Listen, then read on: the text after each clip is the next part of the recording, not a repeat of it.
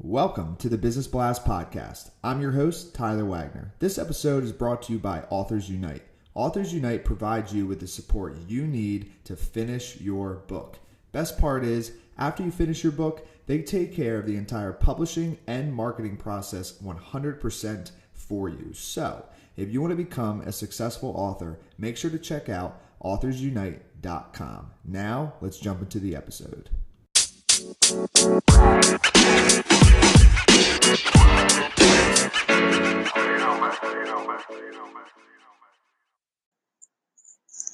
All right, everyone. Welcome back to another episode of the Business Blast Podcast. I'm your host, Tyler Wagner. Today, I have Elizabeth Sullivan with us. She is a certified trainer and founder of Personal Trainer in a Box, providing beginners a place to start their health and fitness journey through a personal development approach. So welcome to the show.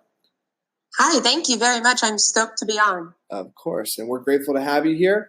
So let's jump into the first one, Elizabeth. The first one we have for you is, what is the best story from your life that has an underlying valuable message? Ooh, yes, the best stories are definitely the ones that we learn the most from. For me, that would be back in July 2015.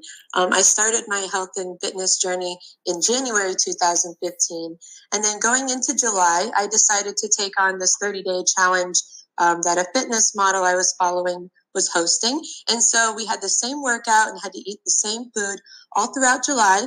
That included 4th of July, so I found myself going to my mom's, which is where we always celebrate 4th of July. And I had Tupperware with me, and I stuck through it, including on the holidays. I actually ate the chicken and the rice and the vegetables and got up every morning and had the breakfast I was supposed to, and I did that for 30 days straight. And what it taught me was it was mind over matter. Not only that, it kind of hit me, I wasted so much time going halfway. You know, like even months before that, I was always into health and fitness, but as far as nutrition and what a difference maker our food was, like that had never really fully hit me. The other thing that I understood was like I actually had control over my decisions. You know, I didn't have to place it in anybody else's hand or blame it on the environment or those around me. I actually made it a game of saying no to these things. So it really taught me that full control over everything. And so when I paired my exercise with proper food, it was a total body changer, total game changer. And now it's my purpose to influence people to take that same control. And then what is the most valuable piece of information we should know that's within your expertise or industry? I would say decide to change your mind first. You know, decide to believe in you. We limit ourselves by not aligning our thoughts to the possibilities. And if you don't fully believe that your goal, that it's possible, and then act in a way that would move you forward, you'll never attain it. So decide it's for you. Decide it's worth it. Decide it's yours for the taking. And then make every decision proof that backs you up.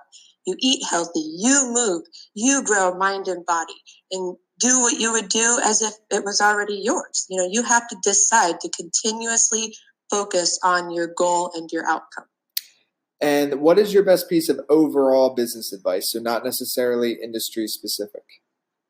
Well, I co-own a business with my husband. We're a service-based business around here for about 8 years now, and I would say be resourceful. Hands down, being resourceful, identifying your resources ahead of time. Don't be unprepared. You're always going to want time. You might need money. You might need help. There's always somebody who can give that to you. So find that ahead of time. I think being resourceful is valuable. I could even argue priceless. And if you could give your younger self one piece of advice, what would that be? That would be stop waiting for other people to validate your purpose. It took me so long to realize that I had to be the one to believe in me. You know, I was telling everybody my hopes and dreams and goals, but I was the only one who was going to make those actually come to life. You know, they can back me up, but I had to take the action steps to do that. I had to learn to be able to take the action steps to do those things. So definitely.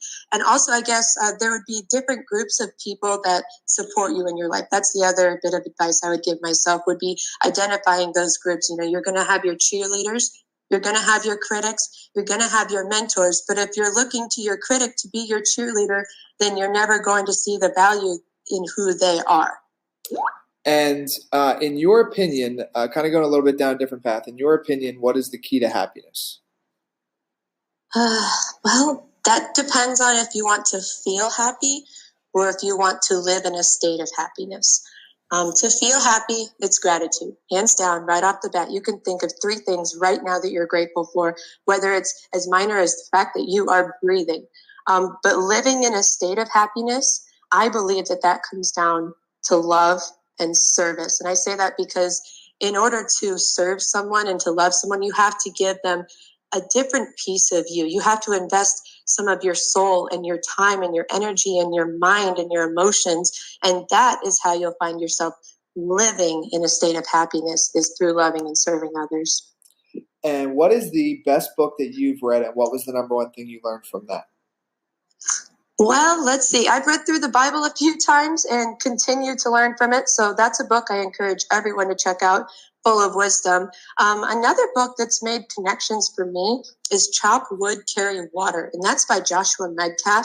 Actually, the front of the book says How to Fall in Love with the Process of Becoming Great. I encourage everyone to read this. It kind of backs up that growth mindset and takes you through the consistent work that you'll need to do to get to where you want to be. Hands down, it's a good book. Chop Wood, Carry Water. And what is your favorite quote and why? I've personalized the quote, so it has a little bit more of a present meaning. It is, she believes she can, so she does. And that's a twist on the old one, she believed she could, so she did. I just carry that around with me. And again, we're going back to the decide. Once you decide to believe that it's possible, then do it. I love it. Thank you so much for coming on. The last one I have for you before we let you go is, where can our audience best find you online? Well, right now I'm in the middle of launching Personal Trainer in the Box with my team. So you can visit us at www.personaltrainerinthebox.com. We're also on Facebook and Instagram, Personal Trainer in the Box. And then if you'd like to follow me personally, everything that I'm under is Elizabeth K. Fit. That's on Instagram, Facebook. You can also email me, elizabethkfit@gmail.com. Perfect. Thanks again for coming on. Yes, thank you very much for having me. The podcast you just heard was published with Anchor. Got something you want to say to the creator of this show? Send them a voice message using the Anchor app, free for iOS and Android.